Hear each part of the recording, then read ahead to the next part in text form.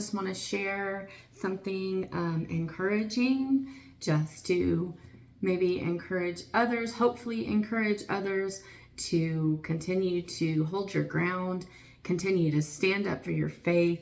We all know that God is real, that his son Jesus came to die on the cross for our sins, and that he is returning soon. Time is speeding up. It's going by faster than ever before, and even children are noticing it.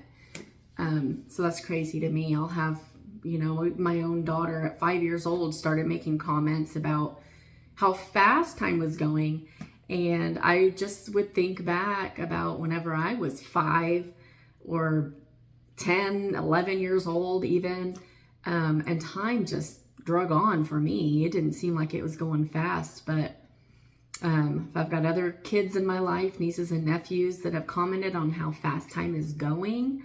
And it blows my mind, really, because I just think back, like I said, when I was a kid, I didn't notice it, but these kids are noticing it. And to me, that really speaks to how fast time it really is speeding up. How close we are to that minute hand just striking midnight. We're just seconds away. But anyway, we're running out of time. So whatever we do, we've got to do it quickly. I just keep hearing that everywhere. I sense it in my spirit. And so I'm going to keep pushing forward. I'm going to keep sharing these encouraging videos that I share. I'm going to continue to seek God on things to share with all of you. It doesn't matter. I'm just going to continue to do it. So today, I really just wanted to share something, a little bit of persecution that I had endured in 2021. We all know that that's ramping up, the persecution of Christians, of the church, and all of that. I've got a couple of scriptures about that, but this video is not to scare anybody or anything like that. It's to encourage. These things, we must face them. We knew they were coming, and we have definitely here in America not experienced persecution the way that they have in other countries. We may or may not, but we may not experience it to the extremes that they do in other countries, but we do experience persecution here. And if you think about it, if you're not sure if you ever have, just really think about it. I guarantee that the Lord will point something out to you where you felt persecuted, and you probably were. But anyway, so let me just share a little bit of my story, my testimony back in 2021. I'll try to make it quickly. I was working in a job. I as a nurse, and I see patients every day. And the Lord had given me a very strict mandate when I had first started in this position, and it was actually in the beginning of 2020. And He told me, "I want you to offer to pray with your patients." And I said, "Okay." I was obedient, and I did that. I offered to pray, and I had most everybody, "Yes, please do." And I had some that, no, no, thank you. And so this continued on. Here we are about a year and a half later. And there was some other things that had transpired. That's probably a story for another time.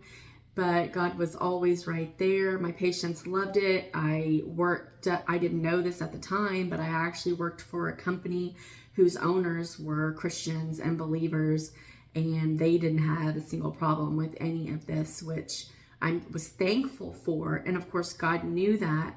And I don't say this to be rebellious, but even if they didn't, God called me to do that, and I still would have done it. So, but anyways, God knew that whole situation, and He knows the owners of the company and all of that. But anyway, so fast forward now, I've been doing this, offering to pray with my patients for a year and a half at this point, roughly. And I have this coworker, which she had now been there for a few months, but not the whole time I was there. So she was newer. And she had basically just didn't want me to offer to pray with specific patients for whatever reason. And I just had to remind her that, and she would call herself a Christian. So honestly, that really kind of took me by surprise the way all of this was coming about. But she considered herself to be a Christian, but she did not want me to offer to pray with certain people for, like I said, whatever reason. And I just told her, and again, it's not in a rebellious way, but I do not answer to you. I answer to my God. And if he leads me to pray offer to pray with certain people or with every patient as he had mandated me to do, I'm going to do it. Now, am I saying that there weren't times that the time just wasn't there, the opportunity didn't present itself? Sure. Sometimes we ran out of time. Sometimes it completely slipped my mind. And I honestly think those were probably times when the Lord had maybe caused that to happen. Just knowing the heart of that person and just where that could lead, I believe those were just forms of protection. Maybe sometimes it was actually just me forgetting. But at any rate, this was what this Christian woman, so-called Christian woman, was saying to me. And I just simply told her, I don't answer to you. I answer to my God. And I'm going to continue to do what he's called me to do. But anyway, that was at the end of like a Thursday, Friday.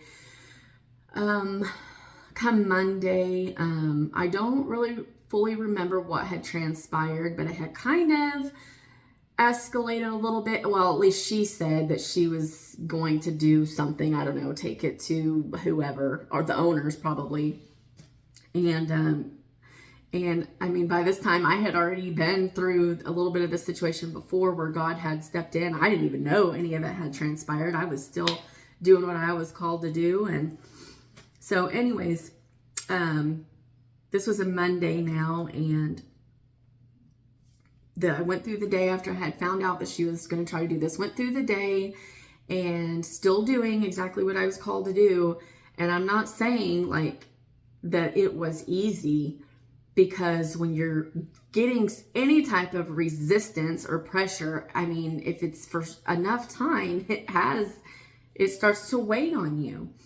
And so I still continued to do what he was calling me to do. I went home that night and I had prayed about it. So now it's Tuesday morning and I'm just in my prayer closet because I'm getting ready to head to work. But I just feel like the heaviness of this just, kind of this little bit of, my life is not being threatened or anything like that, but it's still a form of persecution, just trying to be shut down because of what I believe and what I'm offering to do because I'm directed to do it. And everybody won't agree with me, that's fine, but I can hear from the Lord. I hear from him. Everybody can, whether you listen or not is on you, but I heard his voice clearly, and this is what he told me to do. And so I'm going to continue to do it. And so now I'm being faced with this little bit of persecution. I'm in prayer in my prayer closet that Tuesday morning, and I'm just praying in the spirit, and I'm just telling God, I need you. Like, I'm going to continue to do what you're calling me to do, but this is getting hard. I need you. I need you to step in. And at this point, I'm face down on my pillow in my prayer closet, and I've kind of got my hands over my face like this, or kind of like this, and I'm just down on my pillow, face down, and I'm just praying. And I'm in my prayer closet, and I hear this like ruffling in the corner of my closet, and I stop and I look, and there's nothing there. I mean, I've got boxes right there in this closet, but there was nothing there. And so I go back to praying, and then suddenly I hear that noise again. In a vision, though, it's like this vision pops up, and I like to describe it kind of like a TV screen. It doesn't really look like a TV screen, but the images just pop up like that, like you would see things on a screen. And it popped up in front of me, and I'm like, this is just a vision because I'm still down like this and I'm still praying, and then this just pops up in front of me, And out of that noise in the corner of my closet, because in this vision I can see where I'm at, and I can see this corner of the closet where this noise was, and out of it, in this vision, comes a snake into the room. And it's got its tongue going. It's just slithering into the room. And I knew that as the snake was slithering into the room, I heard the name of the coworker. And it just kind of hissed it and whispered her name and all of that. Because even though she called herself a Christian, I knew that there was just warnings always going off around her when I first met her. Like, just be careful of her. You cannot fully trust her like she wants to come across like you can. And so when the snake had slithered into the room and kind of hissed her name, I knew that, of course, this was of the enemy and he had ill intentions for me. He may not have had a full plan how it was going to go about it, but I knew he meant harm to me. And so I'm just continuing to pray as I see all of this in this vision he's showing me. I continue to pray. And suddenly in this vision, I reached out and I grabbed this snake by the neck and I threw it out. I threw it out of my house. And I realized later that God was showing me how my prayers were working as I prayed. It was showing me into the spiritual realm. Pam, like, keep praying, keep praying. This is what your prayers are doing. And I was able to, in this vision, in my prayers, reach out and grab this snake by the neck, which was this evil plan of the devil using this coworker who called herself a Christian, but I don't think she really understands what that means. She obviously didn't have a relationship, in my opinion, with Jesus himself, or she wouldn't be doing the things she was doing. But anyway, I went to work after that prayer, after God gave me that vision and all of that. I went to prayer, and do you know, not a thing ever came of that? Not one single thing. So I want to encourage you, keep doing what you're called to do. It doesn't matter who comes against you, who the devil tries to use to stop you from what you're called to do. Keep going, keep going, keep standing. I do want to mention 2 scriptures before I end this video and forget about them. And it talks about persecution. Let's start with 1 John 3:13. I'm going to read it right out of my Bible. So, do not be surprised, my brothers and sisters, if the world hates you. Okay? So don't be surprised if they hate you. You keep doing it because they're going to hate you. Oh, well. You cannot please both God and people. We're not meant to be people pleasers. We're meant to serve God. Period. And if people have a problem with that, then that's their issue. That's their heart check they need with Jesus. That's not yours. You keep standing strong. Okay? Now let's go to John 18:21.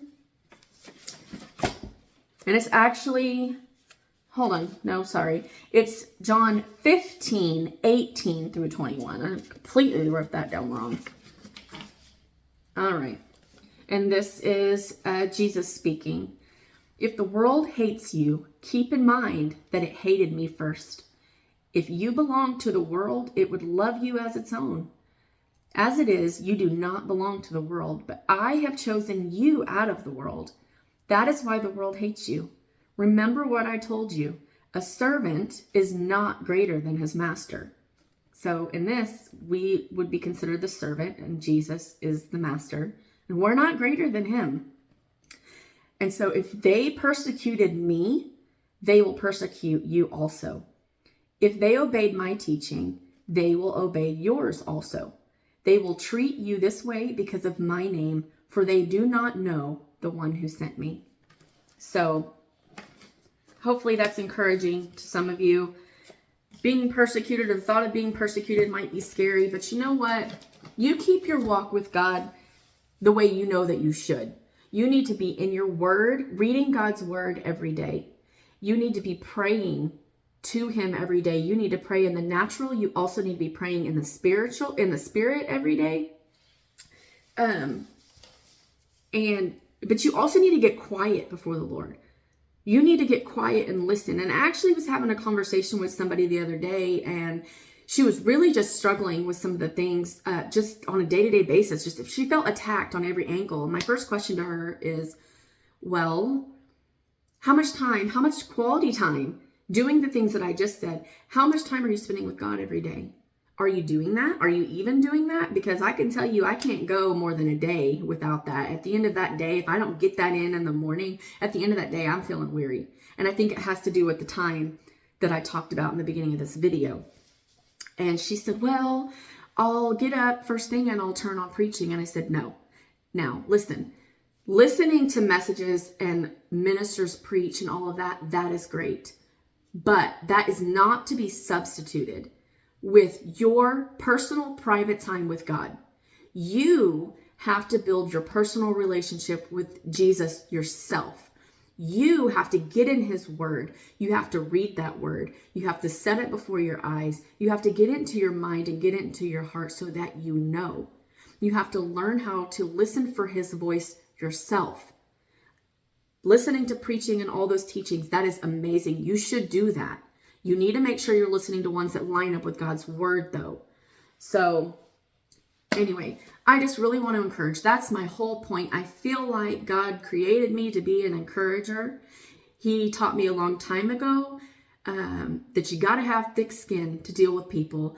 I mean, brush other people off. It doesn't matter. Stop. Do not look to the right or to the left. Do not look to all these people trying to come at you, to come against you. You keep your eyes focused on him. You keep your eyes focused on what he's called you to.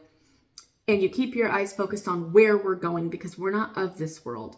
We're in it, but we're not of it. And this is not our final destination. We're simply passing through. Our final destination is in heaven, spending eternity with Jesus. And you keep your eyes focused on that and keep going, because we have already overcome. We are overcomers and we have already got the victory. So don't give up. You keep going.